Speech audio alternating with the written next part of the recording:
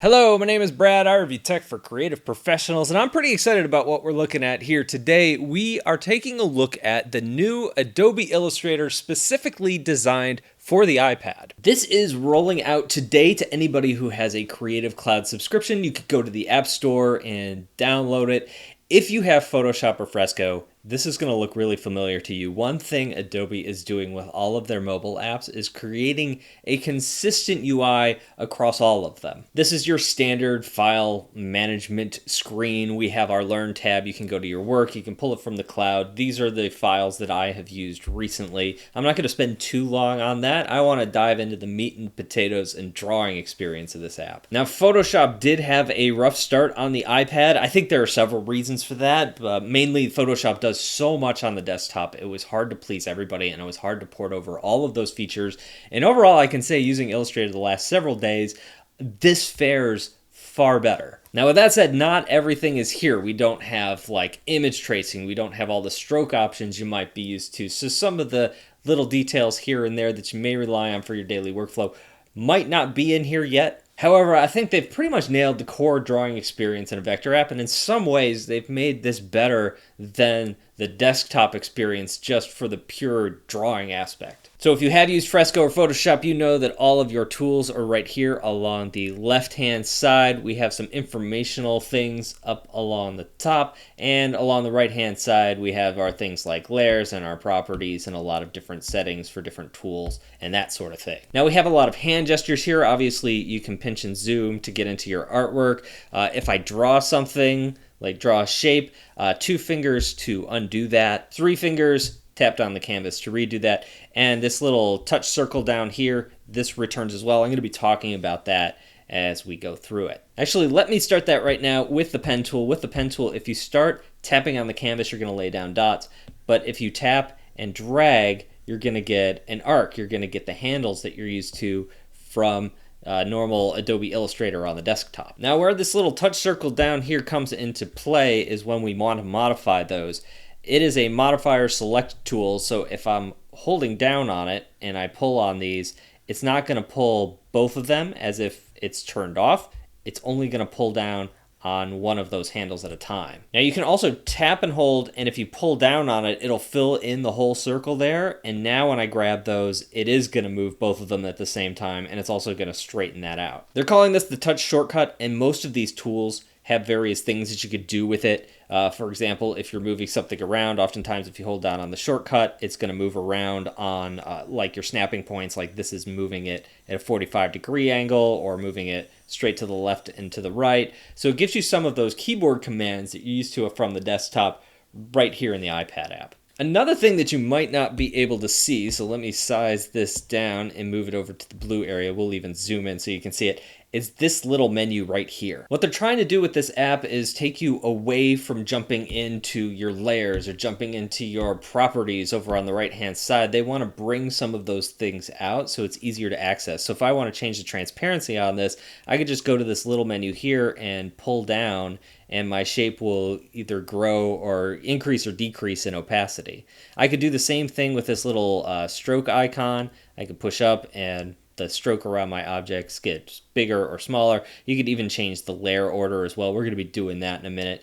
The other thing that happens in a lot of these vector tools is if you're working with really small shapes and you have one selected, moving it can be very difficult with the pencil. When you have a big shape, it's very easy to move, but often with a little shape, you might accidentally grab one of the like side things and accidentally resize it, or you might accidentally grab the shape next to it. So there's a move tool on here, so you could just grab that move icon and move it that way, which means whatever you have selected becomes really easy to move around the canvas. And of course you can lock it and you can group it. I'm just going to go ahead and delete it. I also want to touch on this. This is our pencil tool, so if I go in here to draw a shape, it seems to close it pretty well. The lines aren't kind of jaggy like they are on the desktop. If you've ever drawn with a Wacom pen, it can be hard to close these things.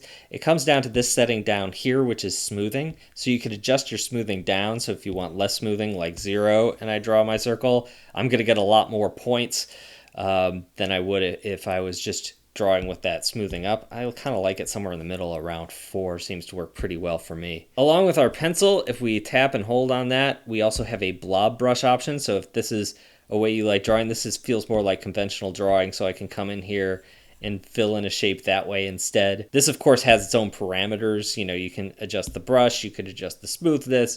All of these things have their settings in them that you could jump into. I want to go into some of the more advanced things, however. We're going to start with our little school bus. I want to talk about the shape builder tool a little bit, so I'm going to grab these windows. Right now, these are just yellow boxes that are the same color as the sign below it. But if I add a gradient or something to that sign, it's going to mess this up. So I want to knock out those shapes from my main school bus shape. So I'm going to grab all of them, and then I'm going to go over to my shape builder, and I have several options here, and I'm going to just say minus front. So you might be saying, cool, that's on the desktop. But what's different about this is if we go to our layers panel and I tap through on this, what it's done is it's created a group. So this shape builder is no longer a destructive thing that just kind of cuts things out. It's actually doing almost like a shape builder / mask action. So these paths still exist, and you can still come in here and modify them live. And I can still come in and go into the background and say, okay, I want this to be a red sign, and kind of go from there and change your stuff around. So I thought that was kind of cool and also very helpful, especially if you're doing logo design or something like that, where you're knocking out a lot of shapes, but you're not sure that's what you wanted to do. It's easy to come in here and modify the shapes within. The other thing I want to talk about is masking, because it works in a similar way. Let me go ahead and just grab all of these shapes, and I want these lines over his horn to be inside the horn. I want to cut off the edges, so I can go into here and I can say make a clipping mask. And there we go. You see that those shapes have been then clipped inside of that main shape. Now the other thing you're going to notice here is that horn popped up in the layer levels. It went up to that top layer of the shape that I had. So this is really easy. I can come in here to my layer order and I could drag down on it. Might have to drag down a couple times. And there we go. I could drag it back to where it was before. And overall, I really like the idea that you don't have to keep jumping into your layers, grabbing things, dragging them down, that a lot of this stuff is at your fingertips. I also want to talk about the gradient tool a little bit. So let me go ahead and just grab this background, and in our color swatches, we have the solid color, we have hex codes, we have everything you would basically expect inside a color wheel thing, even the magnifying glass thing that lets it go and pick a color if we wanted to. I do not want to do that. But we also have gradient up here. So I'm going to go ahead and click on that. And we could just do a standard gradient, and we could adjust the angle of that gradient and all that kind of fun stuff. There's also this choose your own adventure gradient. I don't know exactly what it's called, but I think it's kind of neat, which allows you to go in here and add more spots. So I want my blue back. So let's go here and grab a blue. The white down here looks pretty good, but I can change the position of that to move it closer or further away.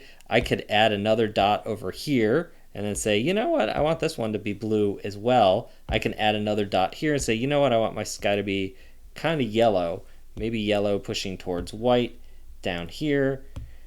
And there we go. So now we can do some different kinds of gradients. We're not stuck to just a radial gradient or your standard gradient. What's interesting about this app is thinking about this in the context of what Adobe is doing with all of their apps across the iPad. Not only are we getting a consistent interface, but now we're starting to see how those apps work together and how those apps work with Creative Cloud. And when you see just one of these apps, it's like, okay, it does a thing. But when you start working together between these apps, you could do some kind of cool stuff. So I'm going to jump over to Fresco here, and I've been playing with some brushes. What are those texture brushes where I can add little dots and inside this illustration as a texture, and I can export it. So let's go to my gear, and I'm going to go ahead and rename this. I'll just call this texture, and there we go.